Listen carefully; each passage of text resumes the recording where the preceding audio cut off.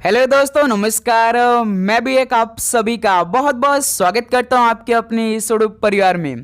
तो साथियों, आज के इस क्लास में यूपी होमगार्ड एग्जाम 2026 के लिए सिलेक्शन वाले प्रश्नों को डिस्कस करने वाले हैं।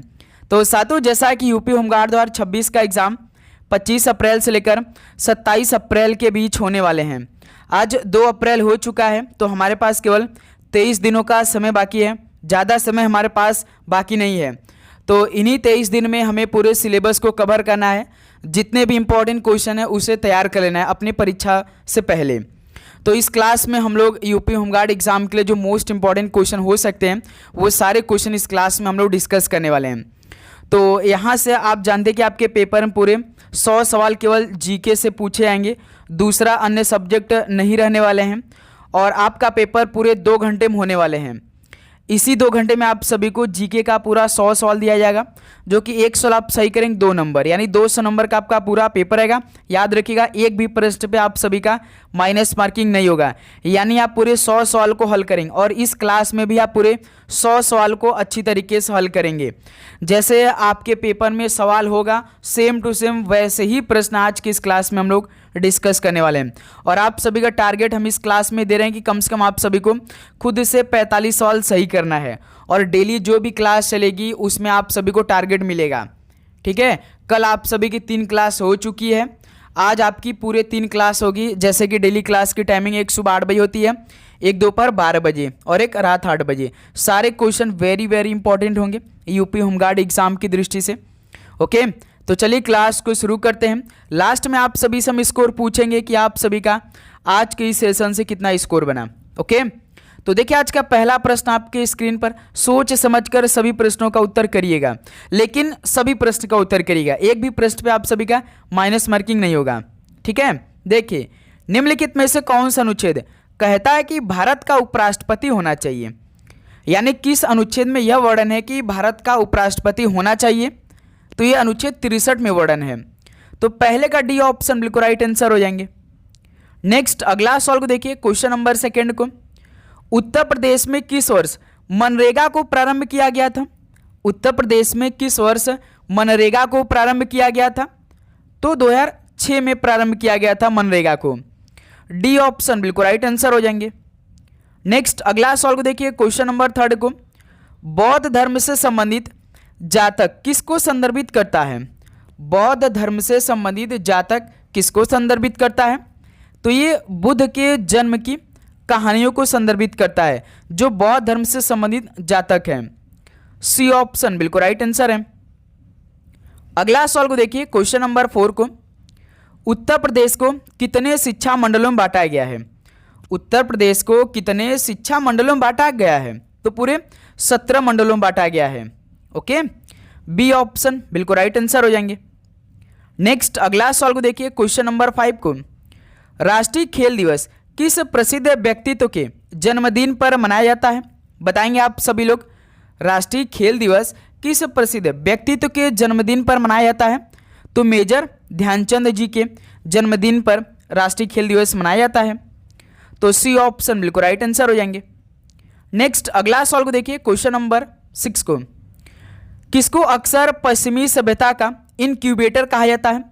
यानी किस सागर को अक्सर पश्चिमी सभ्यता का इनक्यूबेटर कहा जाता है? तो भूमध्य सागर को। सी ऑप्शन बिल्कुल राइट आंसर है। नेक्स्ट अगला सवाल को देखिए, क्वेश्चन नंबर 7 को। भारत में केंद्र सरकार की आय के स्रोतों को संविधान की किस अनुसूची में उल्लेखित किया गया है? तो साथियों, भारत में केंद्र सरकार की आय के स्रोतों को संविधान की किस अनुसूची में उल्लेखित किया गया है? तो ये 7वीं अनुसूची में उल्लेखित किया गया है। बी ऑप्शन बिल्कुल राइट आंसर हो जाएंगे। नेक्स्ट अगला सवाल को देखिए, क्वेश्चन नंबर 8 को। राज्य लोक सेवा आयोग के अध्यक्ष और अन्य सदस्यों की नियुक्ति कौन करता है? राज्य लोक सेवा आयोग के अध्यक्ष और अन्य सदस्यों की नियुक्ति कौन करता है? तो राज्य के राज्यपाल करते हैं। डी ऑप्शन बिल्कुल राइट आंसर हो जाएंगे। नेक्स्ट अगला सवाल को देखेंगे, क्वेश्चन नंबर 9 को। वर्ष 1887 में इलाहाबाद विश्वविद्यालय की स्थापना किसने की थी? वर्ष 1887 में इलाहाबाद विश्वविद्यालय की स्थापना किसने की थी? तो सर विलियम मूर ने किया था। सी ऑप्शन बिल्कुल राइट आंसर है। नेक्स्ट अगला सवाल को देखेंगे, क्वेश्चन नंबर 10 को। गति का पहला नियम और समय के बीच संबंध प्रदान करता है। यानी जो गति का पहला नियम है समय और किसके बीच संबंध प्रदान करता है, तो समय और वेग के बीच संबंध प्रदान करता है जो गति का पहला नियम है। ऑप्शन है बिल्कुल राइट आंसर हो जाएंगे।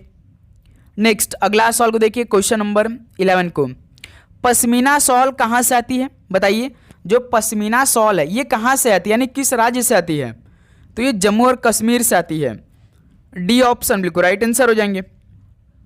नेक्स्ट अगला सवाल को देखिए, क्वेश्चन नंबर 12 को, क्षेत्रफल की दृष्टि से इनमें से सबसे बड़ा महाद्वीप कौन सा है? क्षेत्रफल की दृष्टि से आप सभी को बताना है सबसे बड़ा महाद्वीप कौन सा है, तो एशिया महाद्वीप है। बी ऑप्शन बिल्कुल राइट आंसर है।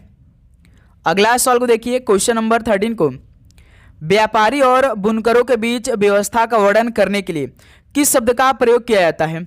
व्यापारी और बुनकरों के बीच व्यवस्था का वर्णन करने के लिए किस शब्द का प्रयोग किया जाता है? तो दादन व्यवस्था प्रणाली शब्द का प्रयोग किया जाता है। सी ऑप्शन बिल्कुल राइट आंसर है। ओके, चलिए अगला सवाल को देखिए, क्वेश्चन नंबर 14 को, जैविक हथियारों पर समझौता यानी कन्वेंशन किस वर्ष में लागू किया गया था? जैविक हथियारों पर समझौता किस वर्ष में लागू किया गया था? तो 1975 में लागू किया गया। सी ऑप्शन बिल्कुल राइट आंसर है। अगला सवाल को देखिए, क्वेश्चन नंबर 15 को, उत्तर प्रदेश में संपूर्णानंद संस्कृत विश्वविद्यालय कहाँ स्थित है? उत्तर प्रदेश में संपूर्णानंद संस्कृत विश्वविद्यालय कहाँ पर स्थित, यानी किस शहर में स्थित है? तो ये वाराणसी जिले में स्थित है। डी ऑप्शन बिल्कुल राइट आंसर हो जाएंगे। वाराणसी जिला किस शहर में पड़ता है? बनारस शहर में पड़ता है। नेक्स्ट अगला सवाल को देखिए, क्वेश्चन नंबर 16 को, बेंगलुरु में भारतीय विज्ञान संस्थान की स्थापना किसने की थी? बेंगलुरु में बताइए कि भारतीय विज्ञान संस्थान की स्थापना किसने की थी? जमशेदजी टाटा ने की थी। बी ऑप्शन बिल्कुल राइट आंसर हो जाएंगे। अगला सवाल को देखिए, क्वेश्चन नंबर 17 को, भारत का निम्नतम बिंदु कौन सा है? तो साथियों भारत का निम्नतम बिंदु इनमें से कौन सा है? तो कुट्टनाड है जो कि भारत का निम्नतम बिंदु है। बी ऑप्शन बिल्कुल राइट आंसर है। अगला सवाल को देखिए, क्वेश्चन नंबर 18 को, आप भी हल करते चलिए। इससे क्या होगा कि आपकी तैयारी और भी अच्छी होगी और आपको ये मालूम चलेगा कि हमारी तैयारी इस टाइम किस लेवल की चल रही है।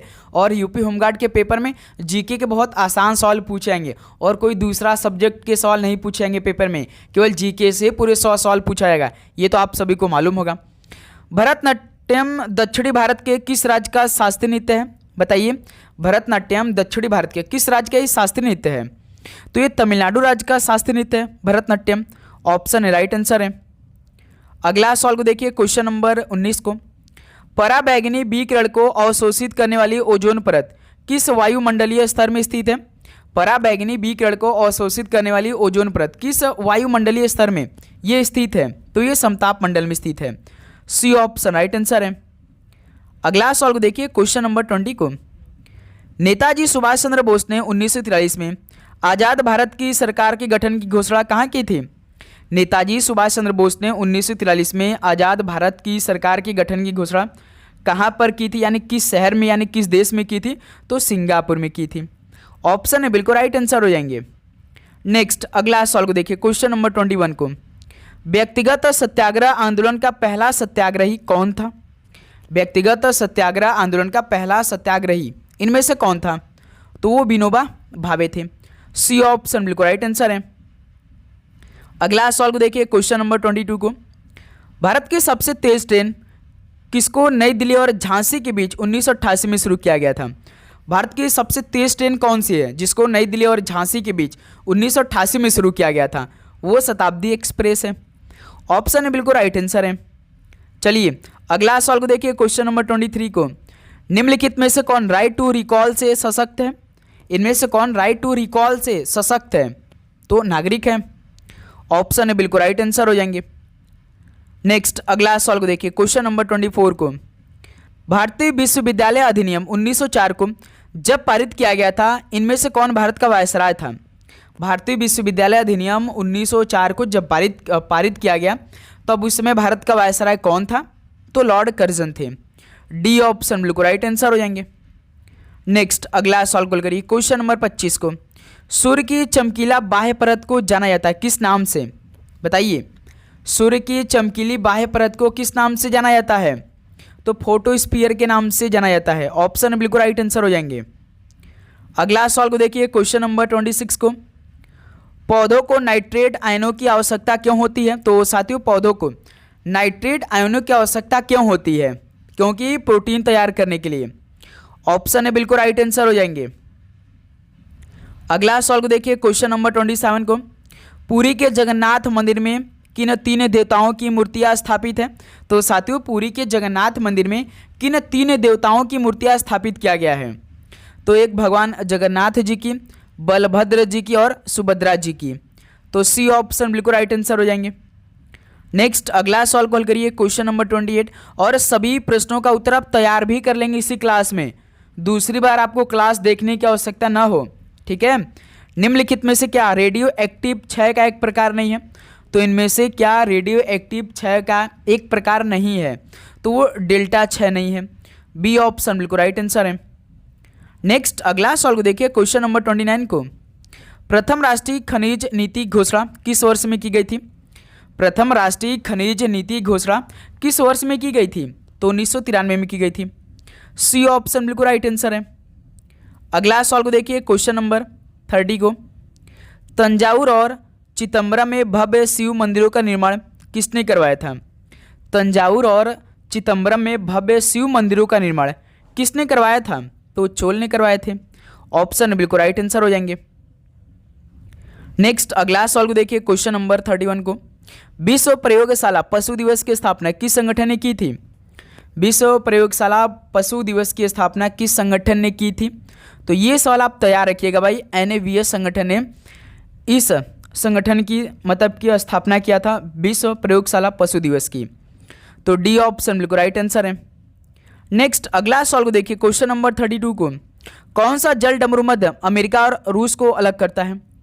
कौन सा जल डमरू मध्य अमेरिका और रूस को अलग करता है? बताएंगे आप सभी लोग। जैसे भारत और पाकिस्तान को पाक जल डमरू मध्य अलग करता है, तो उसी तरह अमेरिका और रूस को कौन सा जल डमरू मध्य अलग करता है? तो बेरिंग जल डमरू मध्य। डी ऑप्शन बिल्कुल राइट आंसर है। अगला सवाल को देखिए, क्वेश्चन नंबर 33 को, 2024 पेरिस ओलंपिक में भारत समग्र पदक तालिका में किस स्थान पर रहा? 2024 जो पेरिस ओलंपिक हुआ था, भारत वो भी समग्र पदक तालिका में किस पोजीशन पे था, किस स्थान पर रहा था? तो भारत 71वें नंबर पे था। सी ऑप्शन बिल्कुल राइट आंसर है। अगला सवाल को देखिए, क्वेश्चन नंबर 34 को, काला सागर निम्नलिखित में से किस देश की सीमा को छूता है? काला सागर किस देश की सीमा को छूता है? तो ये यूक्रेन देश की सीमा को छूता है काला सागर। बी ऑप्शन राइट आंसर है। अगला सवाल को देखिए, क्वेश्चन नंबर 35 को, केरल राज्य में मकर संक्रांति को क्या कहा जाता है? केरल राज्य में मकर संक्रांति को क्या कहा जाता है? मकर बिलक्कू कहा जाता है। सी ऑप्शन बिल्कुल राइट आंसर है। अगला सवाल को देखिए, क्वेश्चन नंबर 36 को, भारत के किस संवैधानिक संशोधन अधिनियम ने मतदान की आयु को 21 वर्ष से घटाकर 18 वर्ष किया है? बताइए। पहले मतदान करने का जो उम्र थी वो 21 साल थी, लेकिन एक संवैधानिक संशोधन अधिनियम लागू हुआ जो कि अब आप 18 साल के हो जाएंगे तब भी आप वोट डाल सकते हैं। तो वो कौन से संशोधन अधिनियम के तहत हुआ था? तो 61वें संशोधन अधिनियम के तहत हुआ था।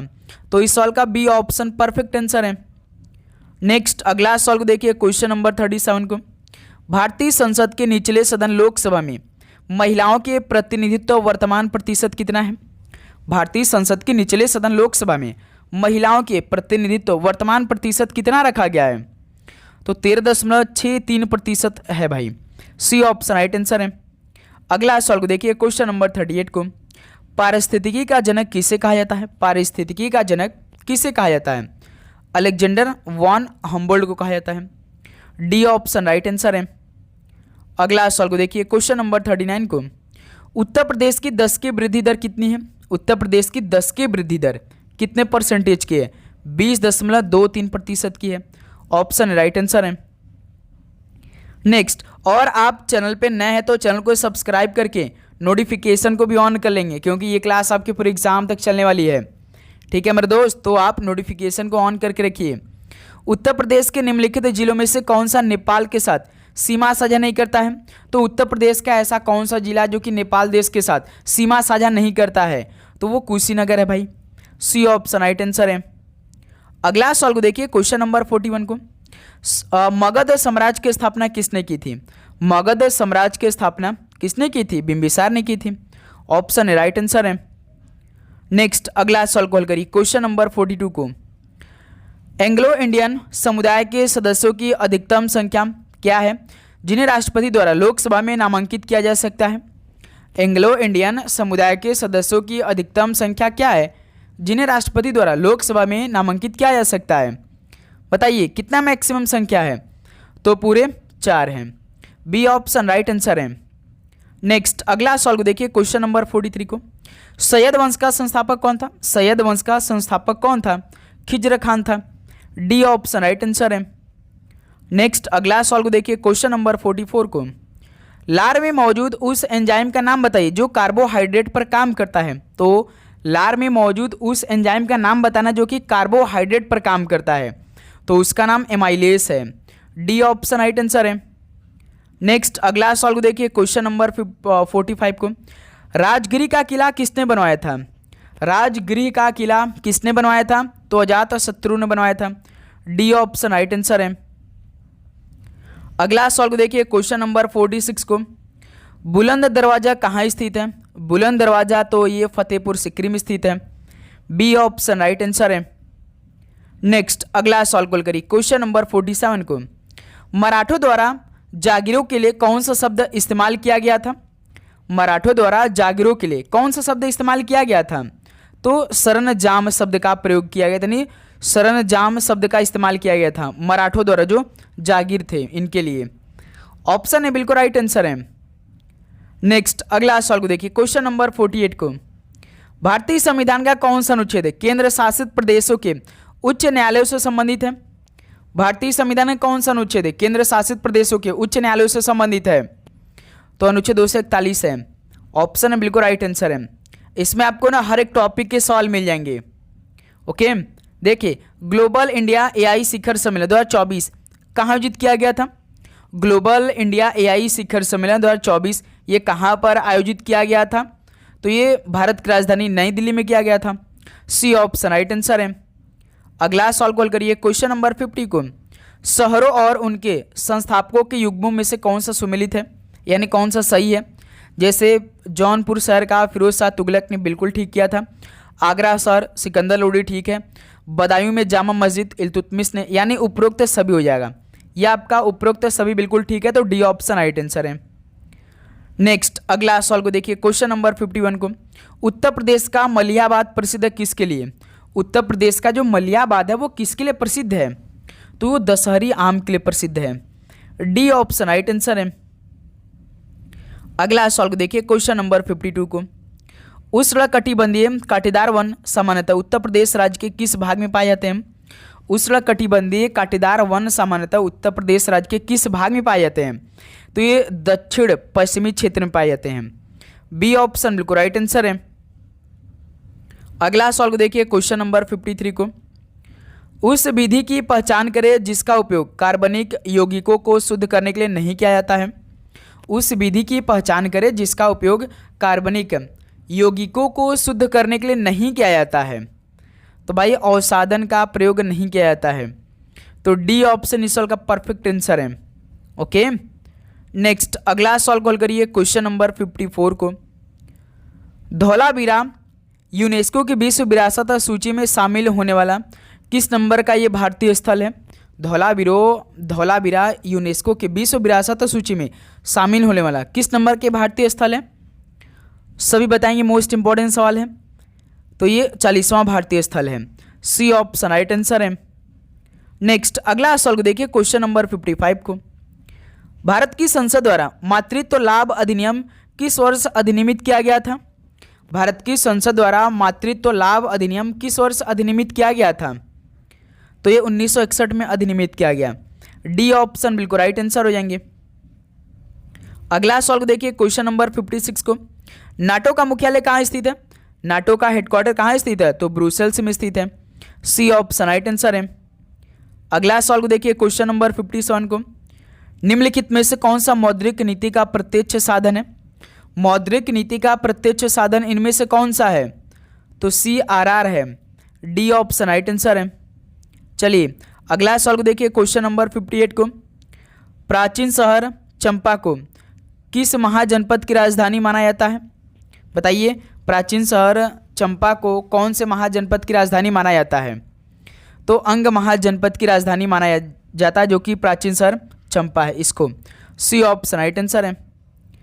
अगला सवाल को देखिए, क्वेश्चन नंबर 59 को। राजा हर्षवर्धन ने किसमें ज्ञान का एक विशाल केंद्र स्थापित किया जिसे भद्र विहार कहा जाता था? तो साथियों, राजा हर्षवर्धन ने कहाँ पर ज्ञान का एक विशाल केंद्र स्थापित किया जिसे भद्र विहार कहा जाता था? तो ये सवाल इजी भाई कन्नौज में किया था। तो सी ऑप्शन बिल्कुल राइट आंसर है। नेक्स्ट अगला सवाल को देखिए, क्वेश्चन नंबर 60 को। उत्तर प्रदेश राज्य में राष्ट्रपति शासन को कितनी बार लगाया जाता है? बताएंगे आप लोग, उत्तर प्रदेश राज्य में राष्ट्रपति शासन को कितनी बार लगाया जाता है? तो पूरे 10 बार लगाया जाता है। डी ऑप्शन बिल्कुल राइट आंसर है। अगला सवाल को देखिए, क्वेश्चन नंबर 61 को। जिला योजना समिति गठन का उल्लेख भारत के संविधान किस अनुच्छेद में किया गया है? जिला योजना समिति गठन का उल्लेख भारत के संविधान के किस अनुच्छेद में किया गया है?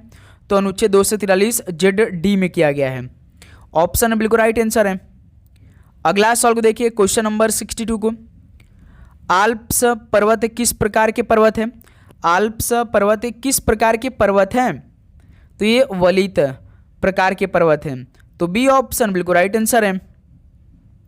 अगला सवाल कॉल करिए, क्वेश्चन नंबर 63 को। भारतीय संसद की सबसे बड़ी समिति कौन सी है? भारतीय संसद की सबसे बड़ी समिति कौन सी है? तो प्राक्कलन समिति है। बी ऑप्शन राइट आंसर है। ओके भाई, लास्ट में स्कोर पूछेंगे और आप सभी से हम रिक्वेस्ट करेंगे कि आप पूरे 100 सवाल के प्रश्नों का उत्तर तैयार कर लेंगे जरूर से।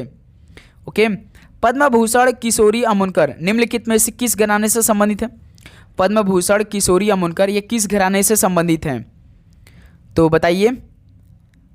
तो ये जयपुर अतरौली घराने से संबंधित है। डी ऑप्शन बिल्कुल राइट आंसर है। नेक्स्ट अगला सवाल को देखिए, क्वेश्चन नंबर 65 को। निम्न में से कौन सा मध्य प्रदेश का सबसे बड़ा राष्ट्रीय उद्यान है? मध्य प्रदेश का सबसे बड़ा राष्ट्रीय उद्यान तो कान्हा राष्ट्रीय उद्यान है। डी ऑप्शन बिल्कुल राइट आंसर हो जाएंगे। अगला सवाल को देखिए, क्वेश्चन नंबर 66 को। दक्षिण भारत के मालाबार क्षेत्र में किस वर्ष में मोपला विद्रोह हुआ था?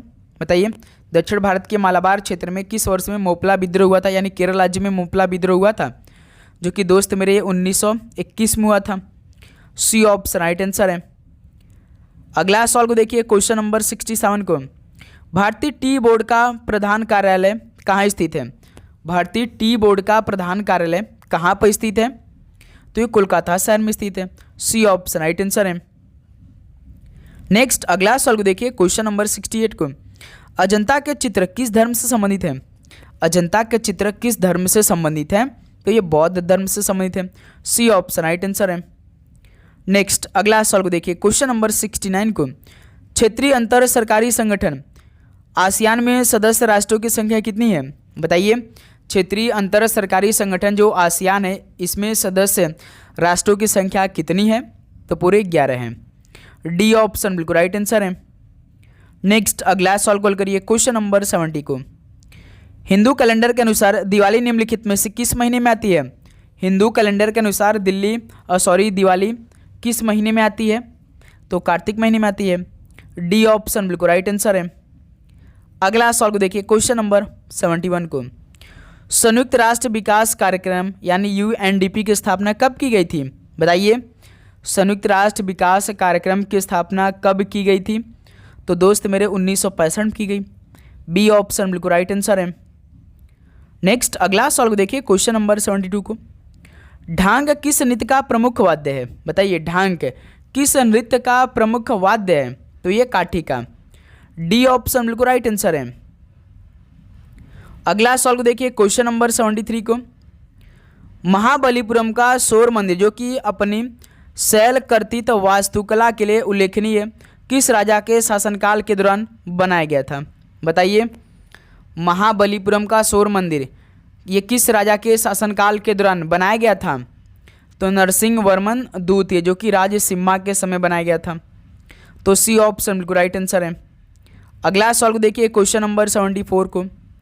राष्ट्रीय राजमार्ग 1A लेह को कश्मीर घाटी से ये किस दर्रे द्वारा जोड़ता है? राष्ट्रीय राजमार्ग 1A लेह को कश्मीर घाटी से ये किस दर्रे द्वारा जोड़ता है? तो जोजिला दरे द्वारा जोड़ता है। बी ऑप्शन बिल्कुल राइट आंसर है। अगला सॉल्व देखिए क्वेश्चन नंबर 75 को। निम्नलिखित में से किस उपकरण का उपयोग समुद्र की गहराई को मापने के लिए किया जाता है?